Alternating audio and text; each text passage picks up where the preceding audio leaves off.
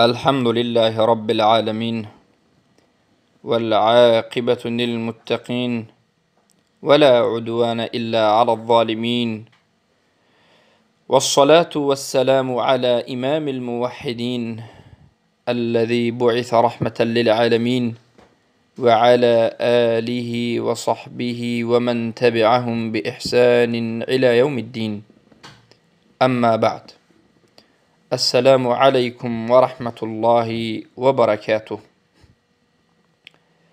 بإذن الله سبحانه وتعالى این حلقه 46 از آموزش توحید است و ان شاء الله سبحانه و تعالی در این حلقه به شما یک چند مسئله های مهم توحید را بیان خواهیم کرد.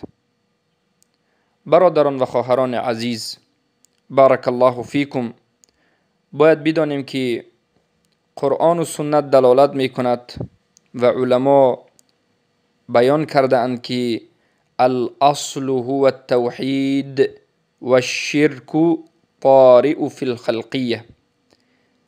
اصل تمام انسان ها، اصل آفرینیش این توحید است و شرکی که به مردم پیدا شده است و شرکی که به انسان ها واقع شده است یا که شرکی که در بین انسان ها به وجود آمده است، این بعد آمده است. یعنی بعد از زمان های طولانی که انسان ها زندگی می کردند، آهسته آهسته شرک به وجود آمده است. در اصل شرک نبود، اما آهسته آهسته به وجود آمد. اصل انسان ها این توحید بود. بارک الله فیکم. الله سبحانه و تعالی خلق را در عبادتش، در طاعتش و در توحیدش خلق کرد. وقتی که آدم علیه السلام را خلق کرد، آدم علیه السلام موحد بودند، حوا علیه السلام موحده بودند و فرزندان آدم علیه السلام با همراهی حوا علیه السلام، فرزندان اینها همه موحد بودند. همه مردم یک امت بودند، امت یگانه بودند و همه ای مردم در توحید بودند. پیش از این که اختلاف بکنند، پیش از این که به بین اینها شرک داخل شود یا که در بین اینها شرک به وجود آید، یعنی پیش از شرک اصل انسان ها، آدم علیه السلام و حوا علیه السلام و فرزندان اونها، یک چند قرن در توحید، در اسلام، در عبادت زندگی کردند. اینجا یک نقطه رو ذکر میکنیم، این است که وقتی که ما میگیم در اسلام زندگی کردند، شما شاید یک فکر کنید که آیا دین دیگر پیامبران هم اسلام بود؟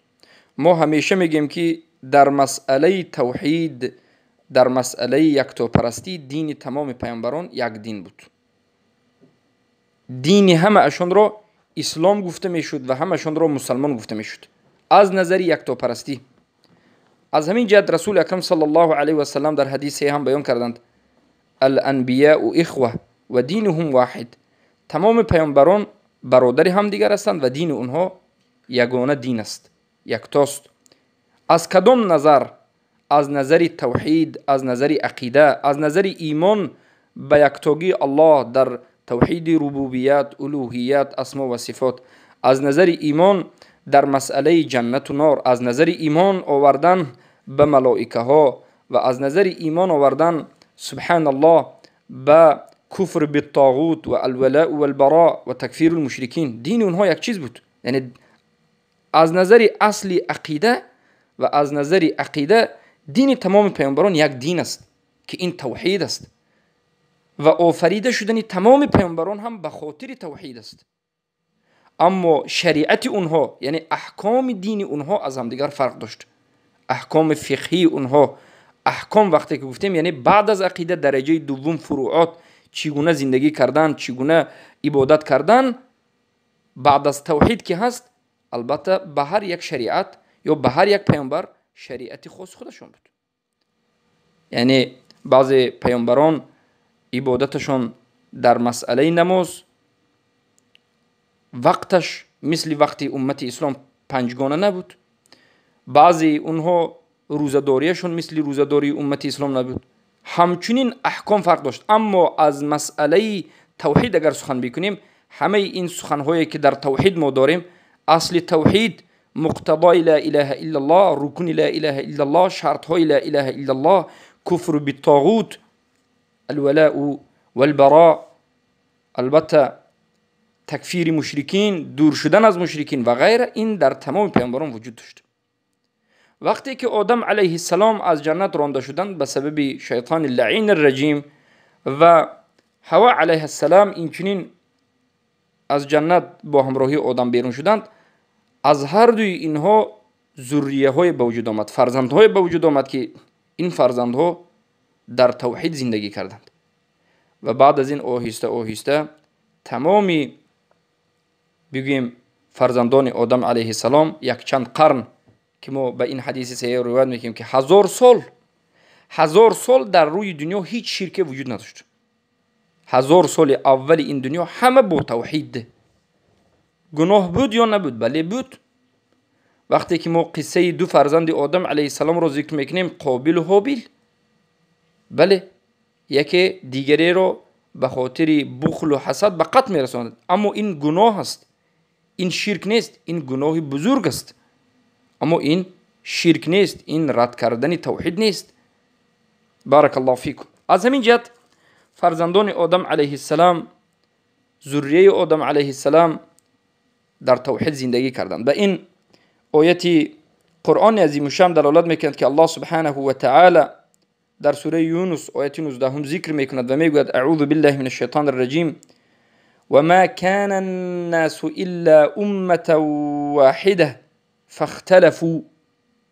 اینو دلالت میکرد که یعنی امتی این انسان ها، بگیم انسان ها همه اشان امتی یگانه بودند، یعنی در اینجا یگانه امت بودند معنیش این است که یعنی همه اشان جمع در بالای توحید بودند، همه اشان دست جمع در بالای توحید بودند، اما فاختلفوا، اختلاف کردند به معنای اینکه بعد از یک مدتی طولانی قسمی از اونها مشرک شد و قسمی از اونها موحد باقی ماند، که اختلاف حقیقی امین است. اختلاف بعضی از مسائل اختلاف احکام نیست، بلکه اختلاف حقیقی اختلاف توحید و شرک است که هیچگاه به هم دیگر در یک جا جمع نمی شود. هیچگاه اهل توحید و اهل شرک به هم دیگر دوست نمی شود. اگر اهل توحید و اهل شرک به هم دیگر دوست شوند، این دلالت میکرد که اهل توحید حالا اهل توحید حقیقی نیستند، اینها به شرک مایلند. اهل توحید حقیقی مثل ابراهیم علیه السلام، ملت حنیف، کسانی هستند که حتما از اهل شرک دور می شوند و اهل شرک بد می بینند و بغض و عداوت و بدبینی نسبت اهل شرک دارند. اینو دلالت میکند که یک چند صد ساله ها مردم همه در یک ملت یگانه با توحید همه موحد زندگی میکردند و بعد از این اختلاف شروع شد. و الله سبحانه و تعالی در سوره بقره آیت 213 میگوید کان الناس امه واحده فبعث الله النبیین مبشرین و منذرین و انزل معهم الكتاب بالحق لیحکم بین الناس فیما اختلفوا فیه. یعنی تمام انسان ها، تمام مردم همه اشان امتی یگانه بودند و الله سبحانه و تعالی در بین اونها پیامبران را میفرستاد، پیامبرانی که به اونها بشارت میدادند از جنت. همه موحد بودند لیکن الله پیامبر میفرستاد که موحدین را بشارت بدهد به جنت و تنبیه بدهد از عاقبت بد مشرکی. حال مشرک نشدند لیکن موحدین را از شرک با خبر میکردند که این عملها شرک است، به ناگاه به شرک نروید. و منذرین بیم میدادند از عذاب جهنم، میترسانیدند از عذاب جهنم. و با همراهی این پیامبران الله سبحانه و تعالی کتابهایش را نازل میکرد که این کتابها در درونش در بر میگرفت احکامهای زندگی، یعنی چگونه زندگی کردن، کدام چیز حلال و کدام چیز حرام، و با واسطه پیامبرانش الله سبحانه و تعالی در بین مردم حکم کرد. لیحکم بین الناس، یعنی پیامبران رو میفرستاد. پیامبران بشارت از جنت میدادند، از جهنم میترسانیدند، بیم میدادند، منذر بودند و کتاب ها نازل میشد به پیامبران از جانب الله، به خاطر اینکه الله در بین مردم حکم کند، یعنی حکم هایش را الله جاری میکرد.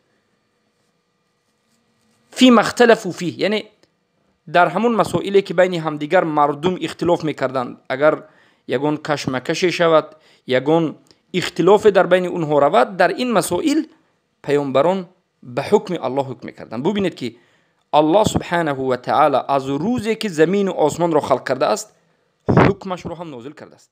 الله زمین و آسمان را خلق کرد و انسانها را آفرید و بین اونها را یعنی حل نکرده و فصل نکرده و یک نظام، یک سیاست، یک کنستیتوسیا، یک قانون رو خلق نکرده یا که بگیم ترتیب نداده، انسانها رو نگذاشته است.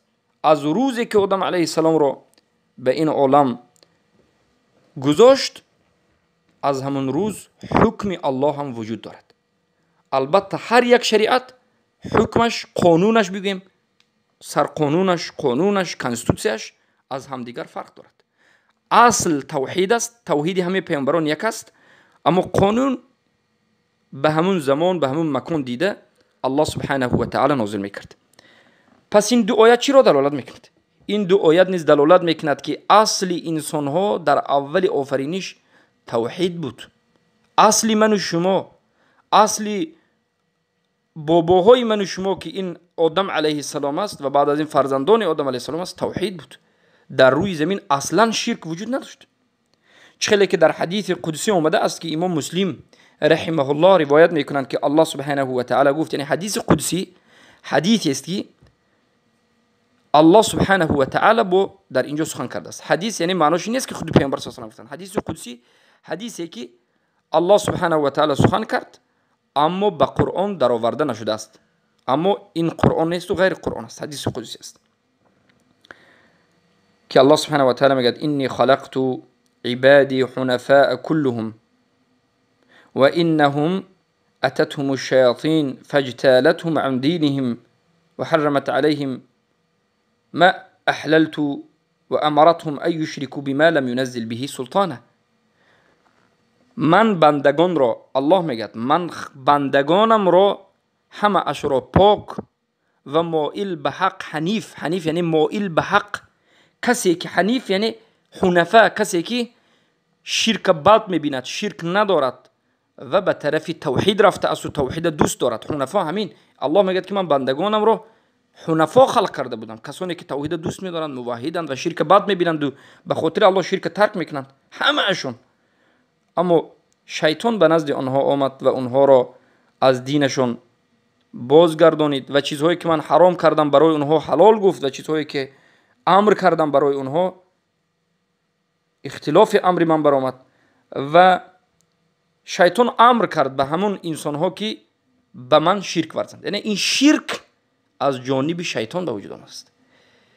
اولین کسی که شرک رو به انسان تعلیم داده است و پیدا کننده شرک در بین انسان ها این شیطان لعین الرجیم به همین حدیثی صحیح است که ما مسلم روایت میکنند. خیلی که الله میگه و امرتهم ان یشرکوا بما لم ينزل به سلطانه، یعنی شیطان انسان ها رو امر کرد که به الله یک شریک دیگری رو قرار بدن، یعنی یک همتای دیگر، یک نظیر دیگر، یک چیز دیگری که به مانند الله هست. گویا در بعضی مسائل، یعنی در مسئله دعا، الله دعا کنیدم گویا میشد، غیر الله هم میشد گفتنی چیز، یعنی شریک شد. همین چیز رو اولین شیطان به وجود آورد، بنده ها را امر کرد در حالتی که هیچ دلیل، هیچ برهان برای این عمل وجود ندارد، از نزد الله وجود ندارد. یعنی برای جایز بودن شرک هیچ دلیل و برهان اجازت از نزد الله نیست و الله همیشه به واسطه پیامبرانش بیم میداد از شرک و بعد از اینکه شرک به وجود آمد همیشه پیامبران مبارزه شدید ضد شرک و مشرکین میکردند. اما با وجود همین امروز هم میبینیم که مشرک ها خودشان را سبحان الله حق میدانند که البته این همه باطل و بهتان است. پس بعد از آدم علیه السلام مردم یک زمانی دراز، یک مدتی بینهایت طولانی در توحید زندگی کردند تا زمانی که یک روز آمد که فطرت مردم تغییر یافت. به تعلیم خود به خود فطرت مردم تغییر نمی‌یافت. یعنی خود به خود یک مردمی صحیح، یک مردمی که در توحید هستند، یک مردمی که در راه حق هستند، شب خواب میکنند، پگاه روزی گمراه نمیخیزند. خود به خود فطرت اونها رو الله دیگر نمیکند. بلکه حدیث صحیح آمده است که فطرت انسان، یعنی بگویم وجدانی که انسان دارد، که الله همون فطرت رو، همون وجدان رو در توحید خلق کرده است، همون دلی که در درونش توحید وجود دارد و احساس توحید میکند، به واسطه تعلیم آهسته آهسته دیگرگون کردنش ممکن است. و شیطان بله آهسته آهسته در چند صد ساله ها توانست که فطرت یک عده از فرزندان آدم علیه السلام رو تغییر بدهد، تا زمانی آمد که فطرت مردم تغییر یافت و به شرک واقع شدند، به شرک داخل شدند. اما این بعد از 10 صد ساله بود، یعنی بعد از 1000 سال آدم علیه السلام. به این آیات دلیل است یا نیست؟ بله. از ابن عباس رضی الله عنه، از ابن عباس رضی الله عنهما روایت آمده است که میگویند کان بین آدم و نوح 10 قرون كلهم على الاسلام. امام حاکم و امام طبری رحمهم الله روایت میکنند. روایت صحیح است که از ابن عباس روایت شده است که میگویند از آدم تا نوح علیه السلام 10 قرن بود. 10 قرن یعنی 1000 سال. از آدم علیه السلام تا نوح علیه السلام 1000 سال در روی دنیا شرک وجود نداشت. اما بعد از 1000 سال یک عده از مردم به وجود آمدند که یعنی هیکل پرستی رو میگیم، هیکل پرستی یعنی صنم پرستی، وثن پرستی رو شروع کردند. وثن و صنم. وثن تمام چیزهایی که بجز الله عبادت کرده میشد این رو وثن میگن. وثن یعنی یک انسان هوا پرست است، نفس خودش میپرستد، یک انسان پول و مال دنیا پرست است، یک انسان آدم پرست است، یک انسان سنگ پرست است، یک انسان ملائکه پرست است، یک انسان آفتاب و ماهتاب پرست است، یک انسان هیکل پرست است. همون هم به درون وثن میدرد. یعنی وثن تمام چیزهایی که به غیر الله عبادت کرده میشد. اما صنم همون هیکلی که بجز الله عبادت کرده میشد. صنم فقط هیکل رو گفته میشد که بجز الله عبادت کرده میشد. اما وثن تمام چیزهایی که بجز الله عبادت کرده میشد. بعد از 1000 سال در بین این فرزندان آدم علیه السلام، یعنی در ذریه های آدم علیه السلام، بعد از اینکه آدم وفات کردند، بعد از اینکه یک دو سه بگویم طبقه های فرزندان آدم، یعنی نبیره فرزندان آدم، نبیره آدم، ابیره آدم، یعنی وقتی که این ذریه های آدم علیه السلام وفات کردند، در چهارمین پنجمین طبقه ذریه آدم علیه السلام بعد از 1000 سال چی به وجود آمد؟ شرک به وجود آمد. اما شرک رو کی به وجود آورد؟ شیطان به وجود آورد. چگونه؟ این فرزندان آدم، نبیره های آدم علیه السلام، انسان های صالح، انسان های خیرخواه، انسان های بینهایت پاک، انسان های موحد، انسان های حنیف، یعنی کسانی که دوستدار توحید، مائل به توحید، بدبین شرک، دور شده از شرک بودند. وقتی که این انسان های بهترین وفات کردند، شیطان آمد و به فرزندای اونها گفت این انسان های بهترین پدران شما وفات کردند، شما به خاطر این که این انسان بهترین رو فراموش نکنید، رسم هایشان رو کشید، به یک طرف گذارید. این حادثه بعد از 1000 سال بگیم شد، یا بعد از 900 سال، بعد از وفات آدم 900 سال این حادثه شروع شد، یا 1000 سال شرک به وجود آمد. بعد از 1000 سال این فرزندان صالح، یعنی فرزندای انسان‌های صالح، حاضر به عباره که شما خوبتر میفهمید بگیم فرزندهای ملا. اگر ملاها موحد باشند، ملاها وفات کنند، اولیاهای الله، انسان‌های با تقوا وفات کردند، شیطان آمد فرزندای اینها گمراه کرد، گفت پدرای شما بهترین انسان‌ها بودند، این پدراتون نباید شما فراموش کنید، حتما رسم اینها کشید که در یک هفته یک بار این رسم‌های کشوید، بینید، به خاطرتون آید که مثلی انا من پدرای شما انسان صالح بودند و بعد از این باز شما باید به خاطر اونها مثل همونها شدن حرکت کنید. رسم میبینید میخواهید که مثل اونها شوید، حرکت میکنید به کار خیر. گویا ببینید در اولی کار شیطان انسانها را گویا به سوی نیکی میکشد.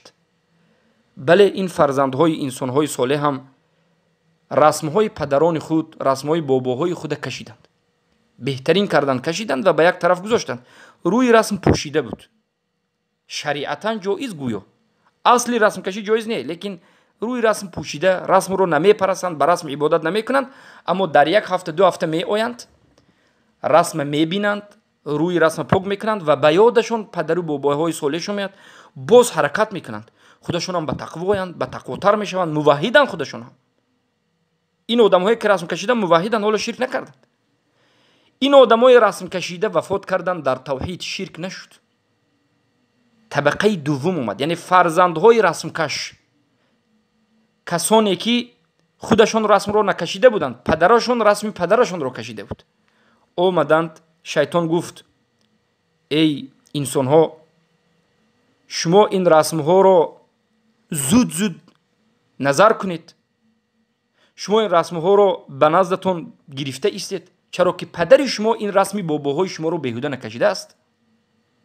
این دویم طبقه هم به این بدعت داخل شدند. طبقه سوم اومد که شیطان گفت که این رسم ها رو عبادت کنید، یعنی این رسم هایی که پدر شما کشیده است، یعنی رسمی که پدر شما یعنی بابای شما کشیده است، رسم های باباهای گذشته شما رو کشیده است، شما دانید که بیهوده این رسم کشیدگی نیست، بیهوده این رسم کشیده نشده است، بلکه شما باید بین خود و بین الله این رسم ها رو چی گیرید؟ واسطه گیرید، یا وسیله میگن امروز، وسیله، یعنی بین خود و بین الله این رسم ها رو قرار دهید. چگونه؟ می آید به نزد رسم، میگوید که ای بابای من، ای کسی که در رسم هستی، من به الله نزدیک کن، از الله به من یگون چیز طلب کن، من به خاطر تو به اینجا اومدم، یا که به تو ذبح میکنم. آهسته آهسته شرک واقع شد. ببینید که شیطان هم در یک روز، در یک تعلیم دادن مردم رو به شرک واقع نکرد. در چند صد سال یک کس اومد رسم کشید، دویم کس اومد رسم کمتر بدعت زیادتر کرد، سوم طبقه اومد رسم عبادت کرد. و بعد از این یکمین پیامبری که الله سبحانه و تعالی فرستاد به بین مردم به خاطر انکار شرک، این نوح علیه السلام است. همین باید دونید. پیش از نوح علیه السلام تمام پیامبرانی که آمدند برای تعلیم توحید، برای تعلیم احکام آمدند، البته اما شرک وجود نداشت. اما بعد از اینکه شرک به وجود آمد، اولین پیامبری که برای انکار شرک روبرو با مشرکین مبارزه کردند، اولین پیامبری که مبارزه رو روبرو با مشرکین شروع کردند، این کی بود؟ نوح علیه السلام. سبحان الله. نوح علیه السلام 950 سال زندگی کردند. ولبث فیهم 1000 سنة الا 50 عامه. در بین همون مردمی که 1000 سال از آدم علیه السلام یعنی مدت گذشته بود، یعنی همون مردمی که فرزندای نبیرگان آدم بودند، اما از آدم علیه السلام 1000 سال گذشته بود. بین نوح و بین آدم 1000 سال بود. بعد از 1000 سالی آدم علیه السلام الله نوح نازل کرد. بگیم نوح به وحی نازل کرد، نوح پیامبر قبول کرد، مبعوثشون کرد علیه السلام که آمدند 950 سال در بین مردم زندگی کردند.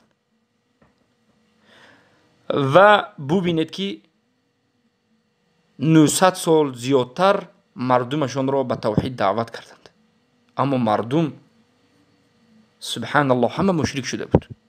به خاطر رسم همه مشرک شده بود و نوح علیه السلام را قبول نکرد مگرم عده کمی. حتی زن نوح علیه السلام توحید را قبول نکرد و حتی فرزند نوح علیه السلام توحید را قبول نکرد. برای همین زن نوح علیه السلام، فرزند نوح علیه السلام غرق شدند. توحید را قبول نکرد زن نوح علیه السلام. به کدام معنا؟ به این معنا که یعنی با همون مشرکینی که ضد نوح علیه السلام ضد رسول الله بود با همونها همکاری میکرد. خبرهای نوح علیه السلام رو بعضی میکشید. فرزندشون هم با همراه مشرکین بود. وقتی که 900 سال زیادتر نوح علیه السلام مردمشون رو به توحید دعوت کردند، اذیت و آزار و رنج و شکنجه دیدند، به عوض نیکی بدی دیدند، به عوض اینکه به سوی جنت دعوت میکنند زندگی نوح علیه السلام را یک زندگی پر عذاب و پر درد کردند. نوح علیه السلام یک دعای کردند. الله گفتند تمام این مشرکین غرق کن و در روی زمین مشرک و کافر رو قرار نده. یگان نفر از مشرکین و یگان نفر کافر رو قرار نده. و این در سوره نوح علیه السلام آشکار اومده است. شما نظر کنید به سوره نوح، قصه نوح علیه السلام را آموزید و ببینید که زندگی نوح علیه السلام از اول تا به آخر دعوت به سوی توحید، صبر کردن به خاطر توحید، اذیت و آزار و شکنجه کشیدن به خاطر توحید بود. و این 10 سال 20 سال و 70 سال مثل من شما زندگی کردن نه، بلکه 950 سال بود که 950 سال دعوت کردند. اگر 950 سال زندگی کرده باشند، البته یک مدت از زندگیشون اگر کودکی و طفوله باشد و بعد از این 900 سال زیادتر دعوت کردند و 900 سال زیادتر رنج و شکنجه کشیدند. هر پیامبر یک دعای قبول شدنی دارد که اگر دعا کند عیناً همون دعاشون قبول می شود. رسول اکرم محمد صلی الله علیه و سلم دعا داشتند اما پیامبر دعا نکردند. چرا؟ رحم کردند به امت موحدشون، گفتند من در روز قیامت همین دعایی که کنم قبول می شود در حق امت موحد گناهگارم میکنم که الله اونها را بخشد و به جنت داخل کند. مشرکای نه، موحدا به این دعا می شود. و نوح علیه السلام دعا کردند. الله سبحانه و تعالی نوح علیه السلام را امر کرد که کشتی سازند. فاصنع فانک باعیننا، ای نوح علیه السلام کشتی را ساز، تو در زیر دو چشم ما هستی. اینو دلالت میکرد که الله چشم دارد.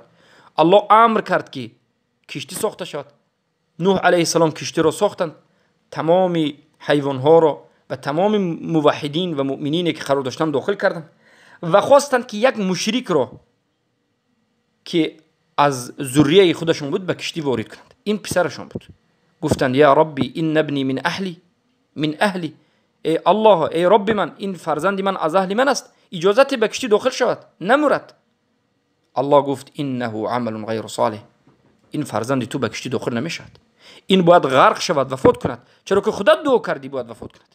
تمام مشرکین ولا تذر، یعنی خودت گفتی که باقی نمون یک ذره از مشرکین رو، این فرزند تو مشرک است. ببینید که نوح علیه السلام زن خود و فرزند خود را نجات دادن نتوانستند، چرا که مشرک بودند.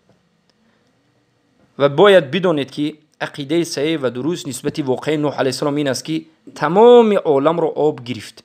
بعضی میگن که یک ایده از قسم زمین رو، نه، تمام عالم، این زمینی که امروز میبینید همه جاش رو آب گرفت و در روی زمین فقط همون نوح علیه السلام و همون انسان ها یک چند نفری که از موحدین در کشتی بودند و حیوانایی که در کشتی بودند زنده موندند و زندگی نو به وجود آمد.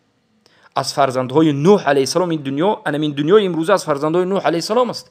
هم، ثم، یافث. از این 3 فرزند تمام این دنیا، تمام این انسان ها به وجود آمد. سیاها یکی از فرزندان نوح علیه السلام و این چینی ها یکی از فرزندان آدم علیه السلام و غیره و غیره. و همون قوم دجال هم که در روز قیامت میاد یکی از فرزندان آدم علیه السلام، یکی از ذریه بگیم از دجال باشد هم، یا که از یعجوج معجوج که در آخر دنیا یعجوج معجوج در آخر این حیات می آید. یعجوج معجوج هم یکی از فرزندای، از قسمی از فرزندای آدم علیه السلام است، یعنی از نوح علیه السلام است. از آدم علیه السلام نوح علیه السلام است و از نوح علیه السلام که 3 فرزند وجود داشت، یکی از همون فرزندهایشون ذریه‌اش یعجوج معجوج است. یعنی یعجوج معجوج هم از همون فرزند نوح علیه السلام از انسان است، دجال و غیره. پس بارک الله فیکم. انا این مبارزه توحید بود. انا این الولاء و البراء بود، انا این به خاطر الله بعد دیدن مشرکین و کافرین بود و نه این دعوت به خاطر الله بود که نوح علیه السلام. برای من وقتی که محمد صلی الله علیه و سلم آمدند و به دعوت شروع کردند، الله سبحانه و تعالی محمد صلی الله علیه و سلم را تنبیه داد و گفت فاصبر کما صبر اولی العزم من الرسل. ای محمد تو در راه دعوت توحید اذیت شدید میکشی، وقتی که با مشرکین روبروی جنگ میکنی اذیت سخت از جانب مشرکین میکشی. صبر کن چگونه که نوح علیه السلام، موسی علیه السلام و عیسی علیه السلام و ابراهیم بگویم علیه السلام خلیل صبر کردند. ابراهیم بعد از نوح علیه السلام هستند. ابراهیم بعد از 1000 سال نوح علیه السلام هستند و بعد از 1000 سال ابراهیم موسی هستند و بعد از یک سالهای زیاد چند صد ساله ها بعد از موسی عیسی و بعد از 600 سال عیسی محمد صلوات الله ربی و سلامه علیه است. ببینید این همه سالها مبارزه با شرک و مبارزه های مشرکین با توحید شده است. تمام این گفته انسان هایی که نوح علیه السلام، ابراهیم علیه السلام، موسی علیه السلام، عیسی علیه السلام، محمد صلی الله علیه و سلم، شما به تاریخشون نظر کنید، به حیاتشون نظر بکنید که چقدر اذیت از مشرکین زمان خود کشیدن، چقدر الولاء و البراء کردن. پس ای مؤمنین، ای موحدین، شما هم پیروی از همین رسولان بکنید، پیروی به منهج همونها بکنید و به توحید چنگ بزنید و از مشرکین، از مرتدین، از منافقین، از دشمنان دین الله سبحانه و تعالی روی گردانید، وگرنه توحید شما توحید نیست.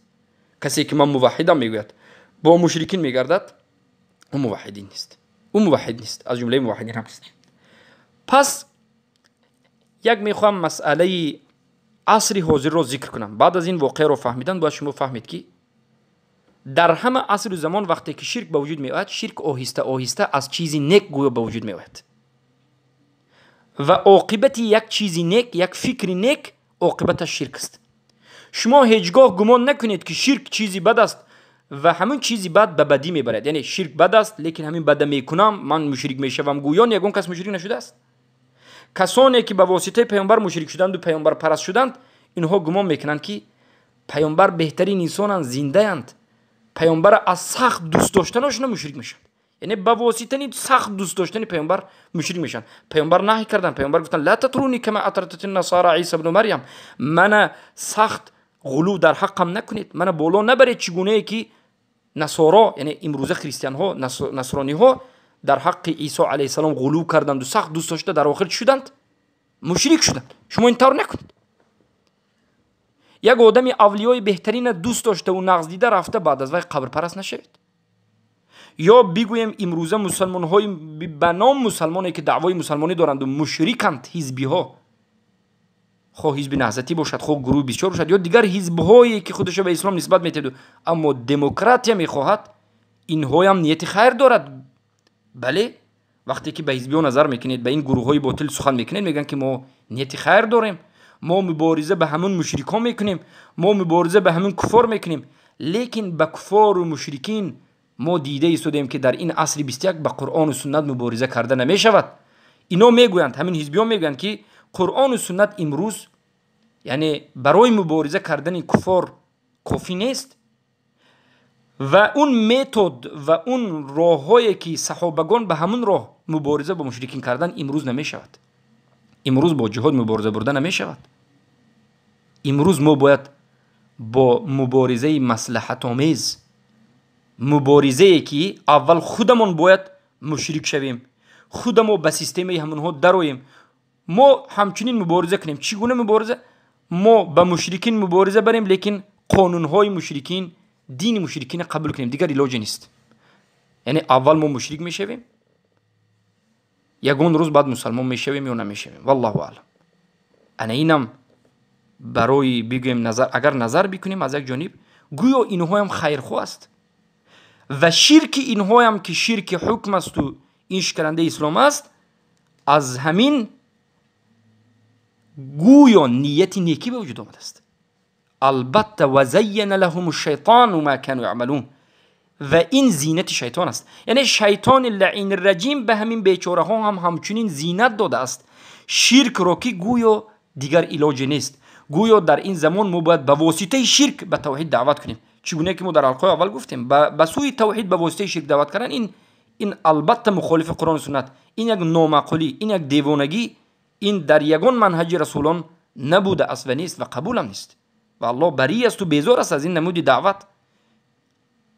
اما وقتی که شیطان انسان را گمراه میکند، یعنی یک شرک را زینت میدهد، شرک را به نظرش خوب می نشان میدهد، البته آهسته آهسته انسان هم همچنین فکر میکند. اینها شاگردان شیطانند. اینها به مانند همون قوم نوح علیه السلامند. اینها به مانند همون نبیرگان کسانی هستند که رسم را کشیدند و بعد از این آهسته آهسته رسم پرست شدند. اینها هم آهسته آهسته به همین منهج داخل شدند و خودشون امروز دعوا میکنند که حکم الله و رسول حکم کردن شرط نیست. به حکم الله و رسول حکم نکنید هم میشود. پارلمان ها ساختن جایز است و قانون برآوردن جایز است. حلال و حرام کردن جایز است. به حکم دموکرات فرانسوس های کفار و فسقه و فجره زندگی کردن، در زیر تسلط اونها به حکم اونها زندگی کردن که مرد به مرد، زن به زن یا به حیوان، یا که حلال کردن زنا و فحش و رد کردن تمام احکام الهی است، همون نمود زندگی کردن جایز است میگن. مگر این شرک نیست؟ شرک این زمانه از شرک زمانه نوح علیه السلام هزارها بار بدتر است و سختتر است. برای اینکه دلالت و برهانی که محمد علیه السلام آوردند سختتر و بهتر و واضحتر و آشکارتر است. و قرآن در بین من و شما وجود دارد، دعوتگران وجود دارد، علما هزارها وجود دارند. به این مشرکای زمانه ما شب و روز حجت میرسد، اما انکار میکنند. مثل قوم نوح علیه السلام انکار میکنند. امروز صوفی است، قبر پرست است، اولیا پرست است. میگد که اینها اولیا بودند، یعنی ما شرک نمیخوایم، ما میخوایم که بگویم یعنی این اولیاء ما رو به الله میرسانند. این کاری بد نیست، این خوب است، ما ذکر میکنیم. یا که میگیم شما رقص بازی نکنید، میگه ما دیوانه میشیم به خاطر عشق الله. این ذکری ما که شما میگید بدعت است، این ذکر است، این ذکر الله است. ما میگیم این ذکری که شما میکنید این ذکر هست که رسول الله اجازت ندادند، الله اجازت نداده است. این چنین ذکری وجود ندارد که هو باشد و رقص و دیوانگی باشد، قبر پرستی باشد، وجود ندارد. این همه کفر است و جایز نیست. اونها میگن ما از عشق الله. ببینید همه عشق الله رو دعوا میکنند. خریستیان هم امروز عشق الله رو دعوا دارد. اما همون کسی در راه حق است که در توحید در منهج رسول اکرم صلی الله علیه و آله است. الله سبحانه و تعالی میگه این کنتم تحبون الله فاتبعونی یحببکم الله. ای محمد به مردم بگو که اگر الله را دوست دارید به من پیروی بکنید، فاتبعونی، به من متابعت کنید. حقیقتا بعد از این الله شما را دوست می‌دارد. مهم نیست که شما الله را دوست می‌دارید، مهم این است که الله شما را دوست دارد. ما باید حرکت کنیم که الله ما را دوست دارد. الله کدام وقت ما را دوست می‌دارد؟ همون وقتی که ما موحد شدیم و همون وقتی که شرک را ترک کردیم. پس برادران و خواهران عزیز، موضوع ما این است که اصل این دنیا همه در توحید بود. الله مردم را در توحید خلق کرد، پیامبران را فرستاد، لیکن شیطان هم وظیفه خود را انجام داد. برای همین شما هیچ وقتی که توحید را میشنوید نگوید که این چیزی نو است و نو پیدا شد. نه، توحید را وقتی که میشنوید و به یکمین بار شنیده اید، دانید که شما در بین خودتون از توحیدی که الله اصل آفریده بود، شما را آفریده بود، فراموش کردید. در بین از توحید دور شدید، در بین شاگرد شیطان شدید. و وقتی که توحید رو میشنوید دانید که اصل آفریده شدن شما به خاطر همین توحید است. و اولین آفریده شده ها در این دنیا هزارها سال فقط در توحید زندگی میکردند و شرک از شیطان است و شرک بعد آمده است. بارک الله فیکم و حیاکم الله و بیاکم. با همین این حلقه رو به پایان میرسانیم و باذن الله در حلقه آینده باز در مسائل دیگری از توحید صحبت خواهیم کرد. السلام علیکم و رحمت الله و برکاته.